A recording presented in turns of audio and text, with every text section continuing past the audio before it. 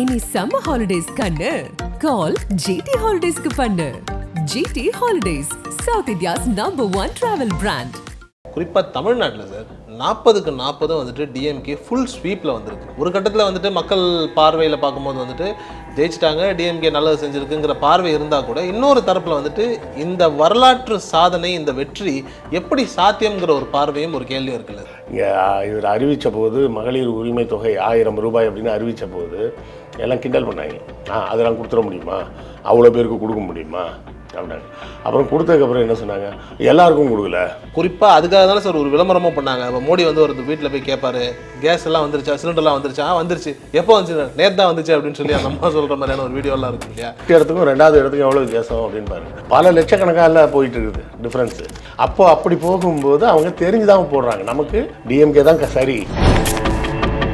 ராகுல் காந்தி வந்து சொல்லியிருப்பாரு, இந்த மாதிரி வந்துட்டு எக்காரணத்தை கொண்டும் தமிழ்நாட்டில் பிஜேபியால் போகவே முடியாது. ஆனால் இன்னைக்கு 40 தொகுதிகள்லையும் மெஜாரிட்டியில் வந்துட்டு 2வது இடத்துல பிஜேபி வந்திருக்குன்றது வந்துட்டு ஒரு மிகப்பெரிய வளர்ச்சியான. இல்லை, 2வது இடத்துல வந்திருக்குன்றதெல்லாம் நம்ம பார்க்க முடியாது. ஏன்னா அண்ணன் சீமான் கூட அடிக்கடி நாங்கள் தான் 3வது இடத்துல இருக்கோம் அப்படின்பாரு. அது எத்தனாவது 3வது மார்க்குன்னு பார்க்கணும். அதாவது ஃபர்ஸ்ட் மார்க் வந்து 99, 40 மார்க் வாங்கிட்டு நான் செகண்ட் பிளேஸ் அப்படின்னு சொல்ல முடியுமா? ஆனால் அண்ணாமலையுடைய வேலையை பார்த்து, தமிழ்நாட்டில் அவர் செஞ்ச வேலையை பார்த்து மத்தியில் அவர் வந்துட்டு ஒரு மினிஸ்டர் பதவி கொடுக்கலாம் அப்படின்னு. ஆனால் தமிழிசை சவுந்தரராஜன் வந்துட்டு இப்போ அதே தான், நீங்கள் எப்படியும் வந்துட்டு இவிஎம் இருக்கீங்கன்னு தான் சொல்லுவீங்க. ஆனால் இருந்தாலும் அவங்க 2வது இடம் தெரிஞ்சு இல்லை. தமிழிசை சவுந்தரராஜனையும் அண்ணாமலையும் நீங்கள் கம்பேர் பண்ண முடியாது. அது தமிழிசை சவுந்தரராஜன் அவங்க எந்த கட்சிக்கு போயிருந்தாலும் அவங்களுக்கு இன்னும் ஒரு செல்வாக்கு தமிழ்நாட்டில் இருக்குது. அண்ணாமலையை விட மேன்மையானவர் தமிழிசை சவுந்தரராஜன். அவங்களுக்கு வந்து அதை விட இப்போ ஒரு நல்ல இமேஜ் வந்து தமிழ்நாட்டில் உண்டு. இன்னும் சொல்லப்போனால் பாஜகவோட தலைவராக அவங்க இருந்த டைமில் அவங்க என்ன பேசினாலும் நம்ம ஆளுங்கெல்லாம் ஒன்றுமே சொல்ல மாட்டாங்க. அது நம்ம அக்கா உடுப்பா, அவங்க ஏதாவது பேசிட்டு போகிறாங்க. அவங்க மேலே வந்து தமிழ்நாட்டு மக்களுக்கு எப்போதுமே ஒரு பாசம் உண்டு. அது பிஜேபிக்காக கிடையாது, அது தமிழிசை என்ற தனிப்பட்ட அந்த பெண்மணியின் மீது இருக்கக்கூடிய ஒரு அன்பு.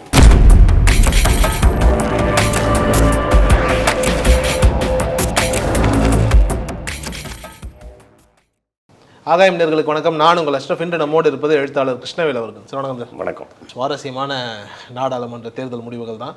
குறிப்பாக தமிழ்நாட்டில் சார் 40க்கு 40 வந்துட்டு டிஎம்கே ஃபுல் ஸ்வீப்பில் வந்திருக்கு.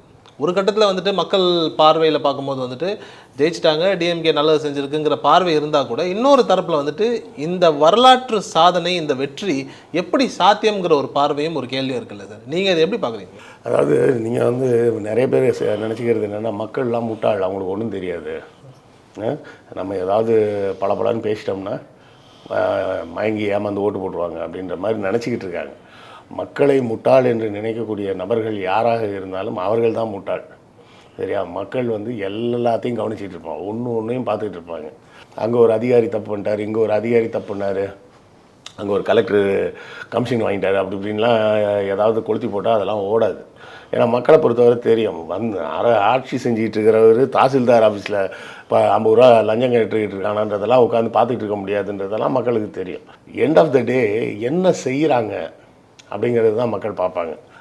என்ன செய்கிறாங்க அப்படின்னு பார்க்கணும்னா ஆட்சி எப்படி இருக்குது, என்னென்ன திட்டங்கள் கொண்டு வராங்க. இப்போ நம்ம பார்க்குறோம், இங்கே இவர் அறிவித்த போது மகளிர் உரிமை தொகை 1000 ரூபாய் அப்படின்னு அறிவித்த போது எல்லாம் கிண்டல் பண்ணாங்க. அதெல்லாம் கொடுத்துட முடியுமா, அவ்வளோ பேருக்கு கொடுக்க முடியுமா அப்படின்னாங்க. அப்புறம் கொடுத்ததுக்கப்புறம் என்ன சொன்னாங்க, எல்லாருக்கும் கொடுக்கல. எல்லாருக்கும் கொடுத்துருந்தா என்ன சொல்லியிருப்பாங்க, அந்த அம்மா வீட்டில் 2 கார் இருக்குது, அந்த அம்மாக்கெல்லாம் 2000 ரூபாய் கொடுத்துருக்காங்க அப்படின்னா அப்பவும் பேசுவாங்க. ஸோ இப்படி நொட்டை சொல்லி பேசிகிட்டு இருக்கிறவங்க ஒரு பக்கம் இருந்துக்கிட்டே இருந்தாலும் வேலையை செய்யக்கூடிய அரசாங்கம் தன்னுடைய வேலையை செஞ்சுக்கிட்டே இருக்கும்.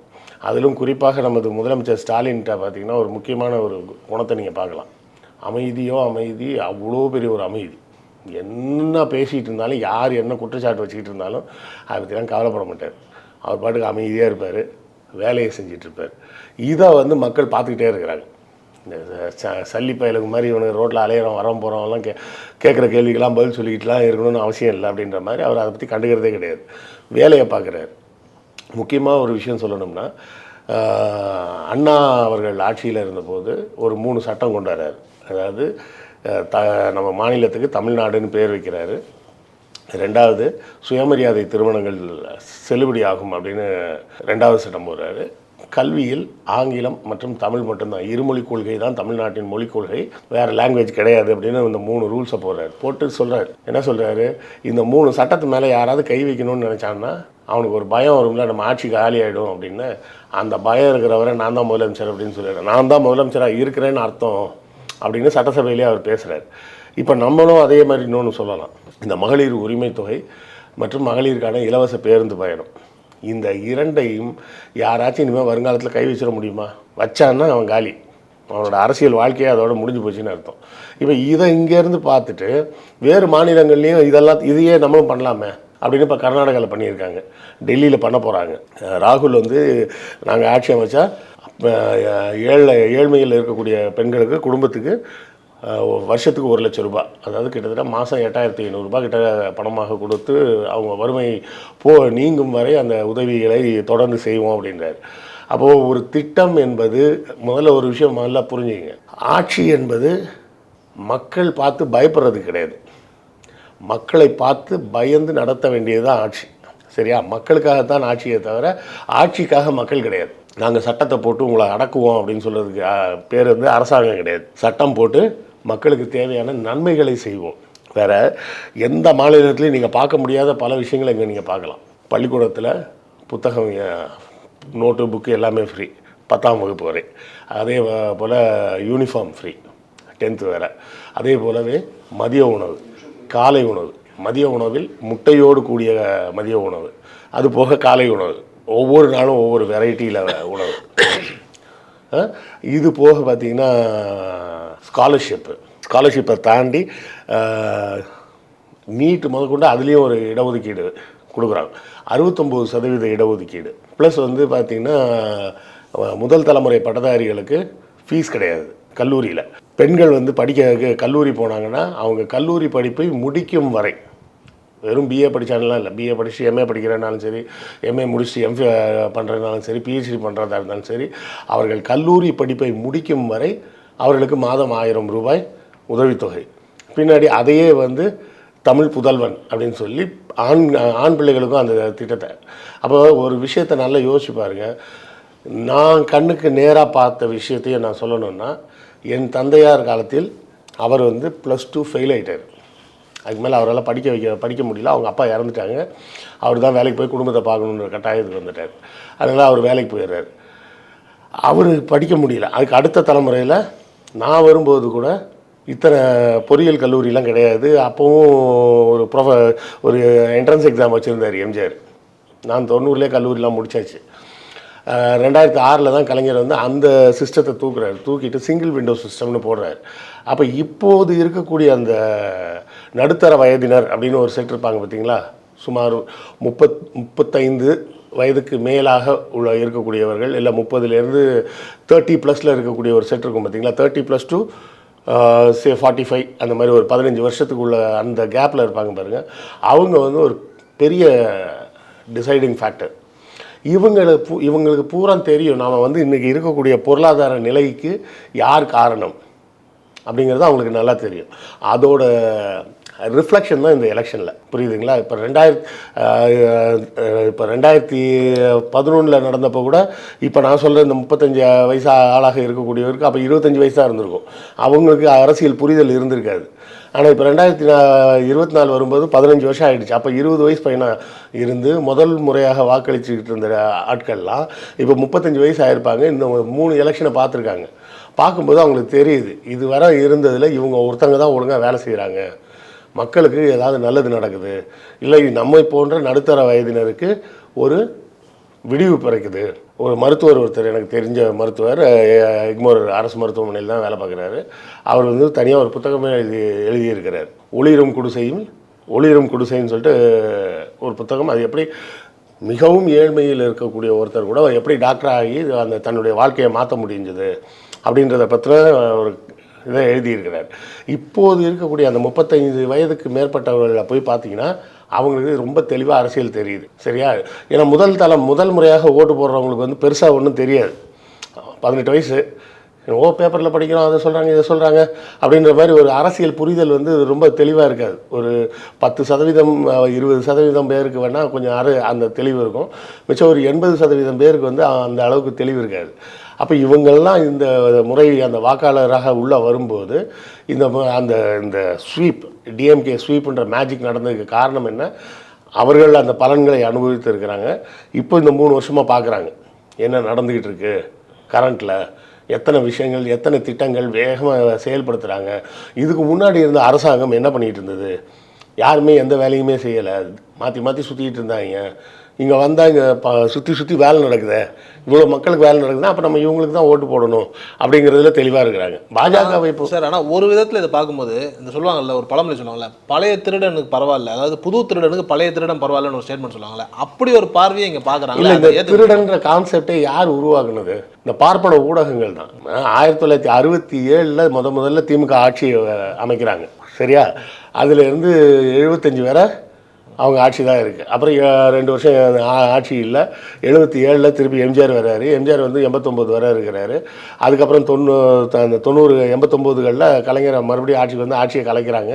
91 96 ஜெயலலிதா, திருப்பி 2000 வரை டிஎம்கே வருது. அப்போ நல்லா யோசிச்சு பாருங்கள், டிஎம்கே ஆட்சி செஞ்சதே எவ்வளோ காலம் ஆட்சி செஞ்சுருக்காங்க? 67லேருந்து 75, ஒரு 7 வருஷம். அதுக்கப்புறம் பார்த்தீங்கன்னா 96லேருந்து 2000, அதுக்கப்புறம் 2006லேருந்து 2010, மொத்தமே 17 வருஷம்தான் 67லேருந்து இந்த காலகட்டத்தில் ஆட்சி செஞ்சுருக்கிறாங்க. 17 இப்போ இந்த ஒரு 3 வருஷத்தையும் சேர்த்தோம்னா 20 வருஷம்னு வச்சுங்க. இந்த 20 வருஷம் தான் ஆட்சியில் இருந்திருக்காங்க. அவங்க திருடன் சொல்கிறாங்கன்னு சொல்கிறீங்களே, திருடி தான் கேஸை போட வேண்டியது தானே? அரசாங்கம் உங்ககிட்ட தானே, எதிர்க்கிட்ட தானே இருக்குது. இப்போ இவங்களே ஆட்சியில் உட்காந்துக்கிட்டு அவங்க திருட்டுத்தனத்தெல்லாம் மறைச்சிட்டாங்க அப்படின்னு சொல்லிடலாம். இவங்க இருந்தது 20 வருஷம். 67ன்னு ஆரம்பிச்சிங்கன்னா கிட்டத்தட்ட எவ்வளோ வருஷம் ஆகுது? இன்றைக்கி வர 50 வருஷம் ஆகுது. 50 வருஷத்தில் 30 வருஷம் எதிர்கட்சி தானே ஆட்சி பண்ணியிருக்காங்க. அதாவது இவங்களுக்கு எதிரான ஒரு கட்சி தானே ஆட்சி பண்ணியிருக்கு. அப்போ அவங்க கேஸ் போட்டிருக்க வேண்டியது தானே? இவங்க ஆட்சியில் இருந்த அந்த 2 பீரியடில் 2 தடவை இருந்த பீரியட்லேயும் சேர்த்து ஜெயலலிதா மேலே போட்ட 2 கேஸ்லேயும் அவங்க கன்விக்ட் ஆனாங்க. 2 கேஸ்லேயுமே கன்விக்ட் ஆகிட்டாங்க ஜெயலலிதா. ஆனால் 30 வருஷம் இருந்தவங்க இவங்க ஏதாவது கேஸை போட்டு யாராவது ஒரு திமுக ஆழத்துக்கு உள்ளே வச்சுருக்க வேண்டியது தானே? இன்றைக்கி வர வைக்க முடியல. ஆமாம், 2G வரைக்கும் கூட வைக்க முடியலையே, இன்னைக்கு வர எதுவுமே வைக்க முடியலையே. அப்படின்னா அவங்க எதுவும் பண்ணலைன்னு தானே அர்த்தம். இது வந்து பத்திரிகைகளுக்கு பிடிக்காது. பத்திரிகைகளுக்கு ஏன் பிடிக்காது அப்படின்னு சொன்னால், அவர்களுக்கு இப்போ அந்த பத்திரிகைகள் பூரா பெரும்பாலும் இல்லை 99.9% ஊடகங்கள் பூரா பார்ப்பனர்கள் கண்ட்ரோலில் இருக்குது. அவங்களுக்கு என்ன கடுப்பு அப்படின்னா, நமக்கு நூற்றுக்கணக்கான ஆயிரக்கணக்கான வருஷமாக நாம் வந்து மோனோபோலியாக வச்சுருக்கிற அர்ச்சகர் அப்படின்ற பதவியை பிடிக்கிறானே, அது ஒன்று தான் அவனுக்கு அவனோட வெயிட்டு. நான் ரொம்ப சிம்பிளாக சொல்லுவேன், 8ஆம் கிளாஸ் படித்த ஒரு பையன் வந்து ஹோட்டலில் வேலை பார்க்குறான்னா, அந்த பையன்கிட்ட போய் நீங்கள் மரியாதையாக பேசுவீங்களான்னா பேச மாட்டீங்க. ஏய் தம்பிங்க வா அப்படிம்பீங்க. இதே ஒரு கோயிலில் போய் 8ஆம் கிளாஸ் ஃபெயில் ஆகிட்டு வந்து பூஜை பண்ணிட்டு இருக்கான ஒரு பூசாரி, அவனை பார்த்து என்ன சொல்கிறீங்க? ஐயா குருக்களே அப்படின்னு சொல்லி. ஐயா குருக்களே எல்லாம் கிடையாது, சாமி சாஷ்டாங்கமாக காலில் கூட விழுந்துடுறோம். சாமி பிரசாதம் கொடுங்கன்னு தானே கேட்குறீங்க. எந்த ஹோட்டல்லையாவது போய் சாமி கொஞ்சம் 2 இட்லி கொடுங்கன்னு கேட்குறீங்களா? அப்போது அந்த பூசாரி வேலை என்பது ஒரு அதிகாரத்தின் அடையாளம். மக்கள் மீது வைக்கப்படக்கூடிய ஒரு மத ரீதியிலான அதிகாரம் அது. அந்த அதிகாரத்தை வந்து நம்மள்ட்ட இருந்து பிடுங்குறாங்களே அப்படிங்கிறது தான் டிஎம்கே மேலே அவங்களுக்கு கடுப்பு. ஏடிஎம்கே மேலே அந்த பிரச்சனையே கிடையாது அவங்களுக்கு, புரியுதுங்களா? 2 முறை கன்விக்ட் ஆன ஜெயலலிதாவை பற்றி எதுவுமே எழுத மாட்டாங்க. ஒரு தடவை கூட யாருமே ஜெயிலுக்கு போகாத டிஎம்கேவை பற்றி தொடர்ந்து அவங்க இப்படி தான் எழுதுவாங்க. காரணம் என்னென்னா, அவர்களின் அதிகாரத்தில் கை வைக்கிறாங்க திமுக. பார்ப்பனர்களோட சமுதாய அதிகாரம் அது. அந்த அதிகாரத்தில் கை வைக்கும்போது அவனுக்கு பதறுது. ஒரு 30 வருஷத்தில் நிலைமையே மாறிடுமே. 30 வருஷன்றது ஒரு தலைமுறை. அந்த ஒரு தலைமுறையில் தலைகீழாக நிலைமை மாறிடும். அதை நோக்கி தான் திமுக தொடர்ந்து வேலை செய்கிறாங்க. அப்படி வேலை செய்ததின் வெளிப்பாடு தான் மற்ற மாநிலங்கள்லேருந்து எங்கேயோ ஃபாரினுக்கு வேலைக்கு போகிற மாதிரி இங்கே தமிழ்நாட்டுக்கு வராங்க. அவங்கெல்லாம் இங்கே வேலைக்கு வர காரணம் என்ன? அவங்க கண்ணுக்கு நம்ம துபாய் மாதிரி தர்றோம். பணக்கார ஊராக தெரியுது, அதனால தான் அங்கேருந்து இங்கே வராங்க. இல்லைன்னா ஏன் இங்கே வரப்போகிறான்? கரெக்டா? ஸோ இங்கே போனால் மரியாதையாக நடத்துகிறாங்க, நல்ல சம்பளம் கொடுக்குறாங்க, அப்போ பேசாமல் அங்கேயே போயிடலாண்டா அப்படின்னு தான் எல்லாரும் இங்கே கிளம்பி வரான். இப்போ இந்த ஊபியில் வந்து இந்த எலெக்ஷனில் இவ்வளோ பேர் ஒரு 50%க்கு மேலே அடி வாங்கினது காரணமே அங்கேருந்து இங்கே வேலைக்கு வந்தவன் தான். இதை நான் தேர்தலுக்கு முன்னாடி இருந்தேன், இப்போ எல்லா சேனல்லையும் பேசும்போது குறிப்பாக சொல்லுவேன். 10 வருஷமாக அவங்க வந்துட்டு போகிறான். ஊரில் போய் சொல்லுவான், அங்கே தமிழ்நாடுன்னு ஒரு மாநிலம் இருக்குது, பார்க்குறவன் பூரா பார்த்தா கருப்பாக தான் இருக்கிறான். ஹோட்டலுக்கு வந்து திங்க வந்தாங்கன்னா 3 பேர் வராங்க, புருஷன் முன்னாடி ஒரு பிள்ளையும் வராங்க. வந்தால் ஒரு வேலைக்கு 2000 ரூபாய்க்கு பில்லு கொடுத்து தின்ட்டு போகிறாங்க.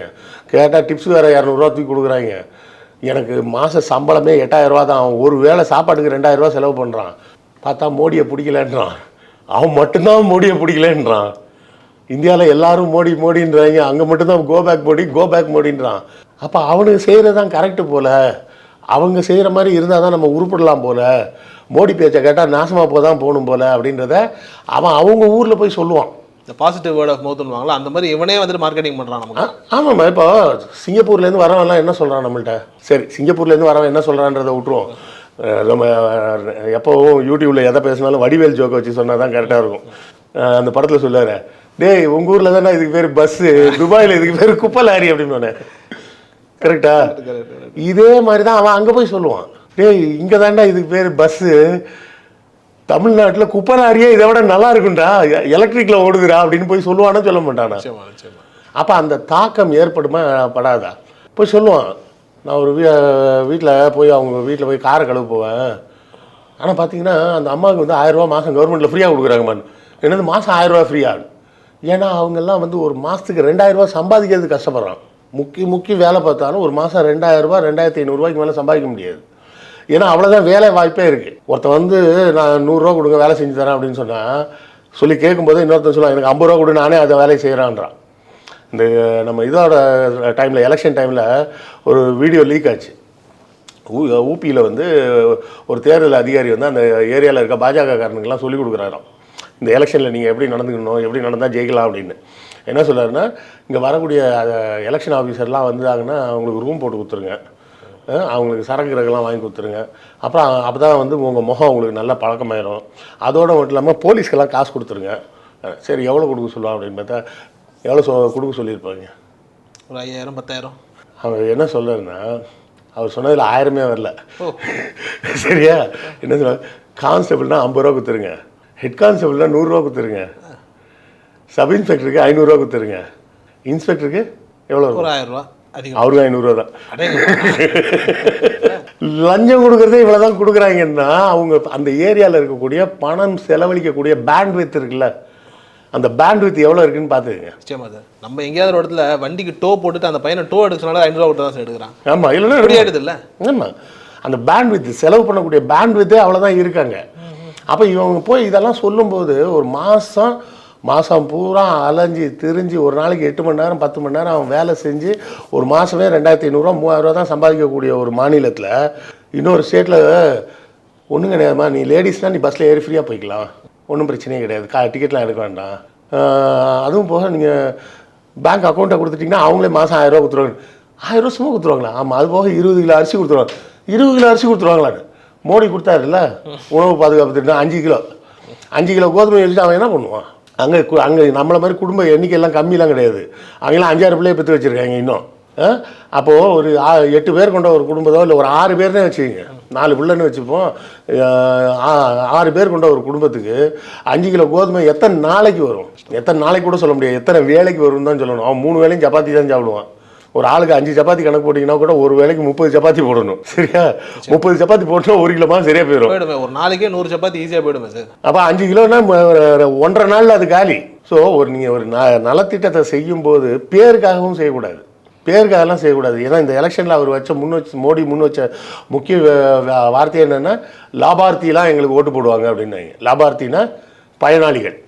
இந்த நாங்கள் கொடுத்த திட்டங்களின் மூலமாக பயனடைய கொஞ்சம் அவங்கெல்லாம் எங்களுக்கு ஓட்டு போடுவாங்கன்னு அவன் மூஞ்சிலே திருப்பி குத்தி அமிச்சிட்டாங்க. குறிப்பாக அதுக்காக தானே சார் ஒரு விளம்பரமும் பண்ணாங்க. இப்போ மோடி வந்து ஒரு வீட்டில் போய் கேட்பாரு, கேஸ் எல்லாம் வந்துருச்சா, சிலிண்டர்லாம் வந்துருச்சா? வந்துருச்சு. எப்போ வந்துச்சு? நேற்று தான் வந்துச்சு அப்படின்னு சொல்லி அந்த அம்மா சொல்கிற மாதிரியான ஒரு வீடியோலாம் இருக்கும் இல்லையா?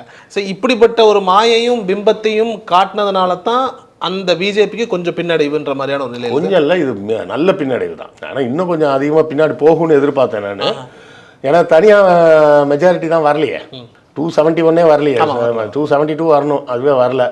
இப்போ நம்ம பேசிகிட்டு இருக்கக்கூடிய இந்த 4ஆம் தேதி சாயங்காலம் 5 மணி நிலவரப்படி அறிவிக்கப்பட்ட அதிகாரப்பூர்வமாக அறிவிக்கப்பட்டது 22 இடம் பிஜேபிக்கு, காங்கிரஸுக்கு ஒரு 5 இடம் ஜெயிச்சிருக்காங்க. ஒன்று மற்ற கட்சிகள்லாம் ஒன்று ஒன்று அறிவிச்சிட்டே வராங்க. இதெல்லாம் அதிகாரப்பூர்வமாக அறிவிக்கணும். இது வந்து இந்த கோடி மீடியா அப்படிங்கிறது நல்ல நமக்கு எப்படி தெரிஞ்சதுன்னு நம்ம அந்த எக்ஸிட் போல்லே பார்த்துட்டோம். எக்ஸிட் போலில் வச்சு சௌரியத்துக்கு அடித்தாங்க. 371, 389, 401, 5000, 10,000 அந்த கணக்குக்கு அடித்து விட்டாங்க. மோடி வந்து காலி தான் சார். ஆனால் இப்போ குறிப்பாக ஒரே ஒரு விஷயம் தான், இப்போ வந்துட்டு இந்த 40க்கு 40 ஸ்வீப் அடிச்சதில்ல, ஒன்று மக்கள் ரொம்ப தெளிவாக டிஎம்கே கொண்டு நமக்கு நன்மை நடக்குது அப்படின்னு சொல்லி நினச்சிருக்கணும், இல்லை அப்படின்னா போக்கிடம் இல்லாமல் போட்டிருக்கணும். நீங்கள் இதை எப்படி வந்துட்டு சொல்லுங்கள்? இல்லை, நம்பகத்தன்மையோடு தான் போடுறாங்க. ஏன்னா பதிவாகி இருக்கக்கூடிய அந்த வாக்குகளின் வித்தியாசம் எவ்வளோ இருக்குன்னு பாருங்கள். ஃபஸ்ட் இடத்துக்கும் 2வது இடத்துக்கும் எவ்வளோ வித்தியாசம் அப்படின்னு பாருங்கள். பல லட்சக்கணக்காக போயிட்டு இருக்குது டிஃப்ரென்ஸு. அப்போது அப்படி போகும்போது அவங்க தெரிஞ்சு தான் போடுறாங்க. நமக்கு டிஎம்கே தான் சரி, இவ்வளோ நாள் தப்பு பண்ணிட்டோம் அப்படின்றதுல தெளிவாக இருக்கிறாங்க. ஆனால் இப்போ ஒரு இடத்துல வந்துட்டு காங்கிரஸ் ராகுல் காந்தி வந்து சொல்லியிருப்பார், இந்த மாதிரி வந்துட்டு எக்காரணத்தை கொண்டும் தமிழ்நாட்டில் பிஜேபியால் போகவே முடியாது. ஆனால் இன்னைக்கு 40 தொகுதிகள்லையும் மெஜாரிட்டியில் வந்துட்டு 2வது இடத்துல பிஜேபி வந்திருக்குன்றது வந்துட்டு ஒரு மிகப்பெரிய வளர்ச்சியான. இல்லை, 2வது இடத்துல வந்திருக்குன்றதெல்லாம் நம்ம பார்க்க முடியாது. ஏன்னா அண்ணன் சீமான் கூட அடிக்கடி நாங்கள் தான் 3வது இடத்துல இருக்கோம் அப்படின்பாரு. அது எத்தனாவது 3வது மார்க்குன்னு பார்க்கணும். அதாவது ஃபஸ்ட்டு மார்க் வந்து 99, 40 மார்க் வாங்கிட்டு நான் செகண்ட் பிளேஸ் அப்படின்னு சொல்ல முடியுமா?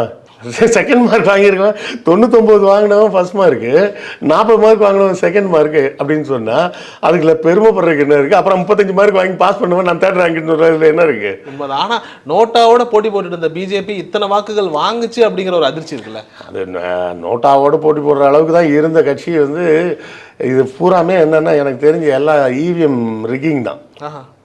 இது வந்து கண்டிப்பாக இவிஎம் ரிக்கில் தான் வந்து இவ்வளோ வேலை நடந்திருக்கும். உண்மையான நிலவரம் வந்து இதை விட கேவலமாக இருந்திருக்கும். இவங்க இவிஎம்மில் திருத்தி அமைச்ச விஷயங்களில் தான் இவங்க இவ்வளோ தூரமாவது வந்திருக்கிறாங்க. இல்லைனா இது கூட வந்திருக்காது.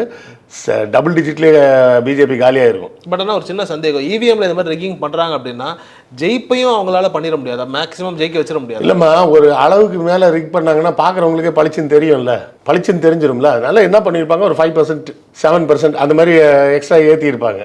அது வந்து 10 லட்சம் ஓட்டில் 5%னா என்ன ஆச்சுன்னு கணக்கு போட்டு பாருங்க. கிட்டத்தட்ட 50,000 ஓட்டு வந்துடுது. அப்போ 50,000 ஓட்டுன்றதே ஒரு பெரிய அமௌண்ட். அதுக்கு மேலாம் ரிக்கிங் பண்ணோம்னா பளிச்சுன்னு வெளியே தெரியும். அதனால அவ்வளோ வேண்டாம் அப்படின்ற மாதிரி தான் பண்ணியிருப்பாங்க. எனக்கு தெரிஞ்சு எல்லா தொகுதியிலும் பண்ணியிருப்பாங்க.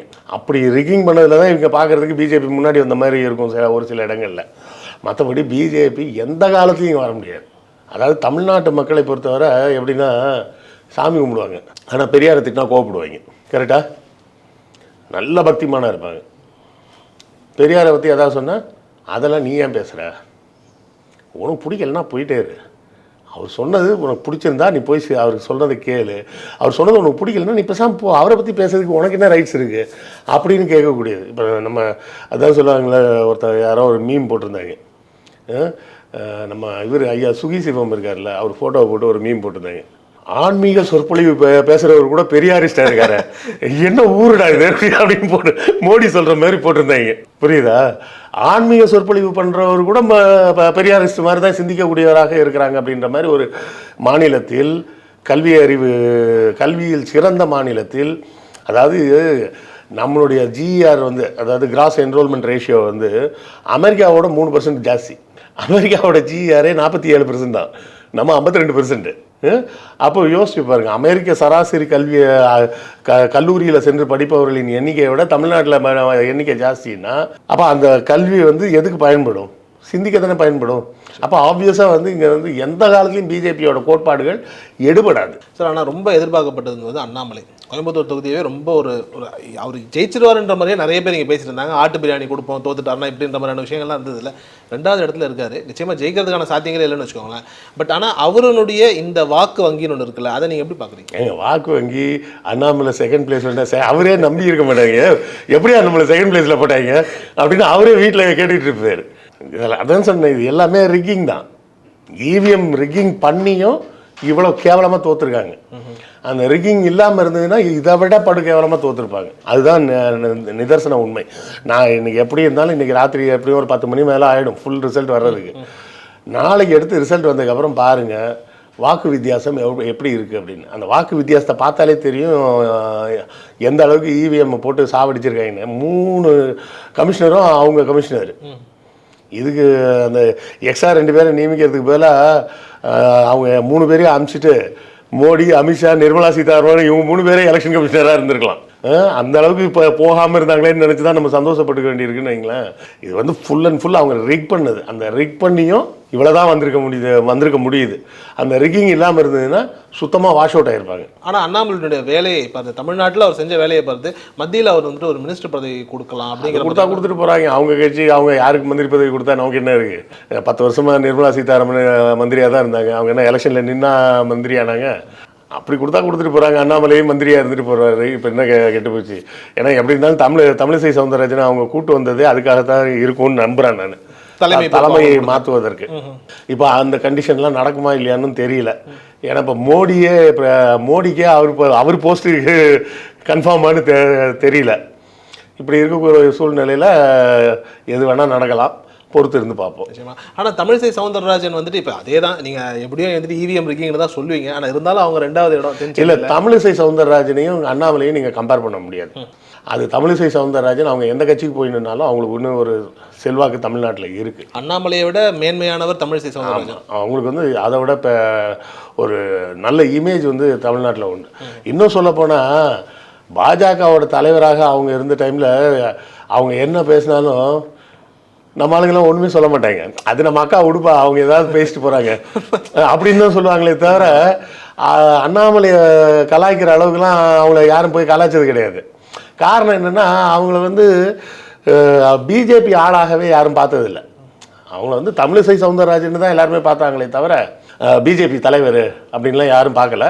அவங்க மேலே வந்து தமிழ்நாட்டு மக்களுக்கு எப்போதுமே ஒரு பாசம் உண்டு. அது பிஜேபிக்காக கிடையாது, அது தமிழிசை என்ற தனிப்பட்ட அந்த பெண்மணியின் மீது இருக்கக்கூடிய ஒரு அன்பு. அதே மாதிரி தர்மபுரி தொகுதி சார், தர்மபுரி தொகுதியில் வந்துட்டு பாமக பிஜேபியோட கூட்டணி இருந்தால் பாமக வந்துட்டு ரொம்ப அழகாக முன்னணியில் தான் வந்துட்டு இருந்தாங்க. அப்புறம் பின்னாடியோன்னு வச்சுக்கோங்களேன், அந்த இடம் வந்துட்டு கொஞ்சம் ஜெயிச்சிருவாங்களோ அப்படிங்கிற அந்த ஒரு பாயிண்ட் இருந்துகிட்டே இருந்தது. உங்களுக்கு எப்படி இருந்தது? இல்லை, நான் இது வந்து நம்ம நேற்று பேசிக்கிட்டு இருந்தோம்ல, நேற்று பேசும்போதே அந்த பர்சன்டேஜ் வச்சு நம்ம சொல்லிட்டு இருந்தோம் பார்த்தீங்களா. அதில் தருமபுரியும் விருதுநகர் தான் நம்ம சொன்னது 2 தொகுதி நம்பர் வித்தியாசமாக வருது அப்படின்னு சொன்னால் அந்த வித்தியாசமாக வந்தது தான் அந்த முன்னேற்றம் அந்த இதெல்லாம் அதில் பார்க்கலாம். மற்றபடி ஒழுங்காக இந்த ரிக்கிங் இல்லாமல் நடந்திருந்தால் பாஜக இவ்வளோலாம் ஜெயிச்சிருக்க வாய்ப்பே கிடையாது. இந்த ஓட்டில் இன்னும் பாதி தான் வந்துருக்கும். இது பாதிக்கு கூட கீழே தான் வந்துடும். ரொம்ப நன்றி சார், நேரத்தை நன்றி.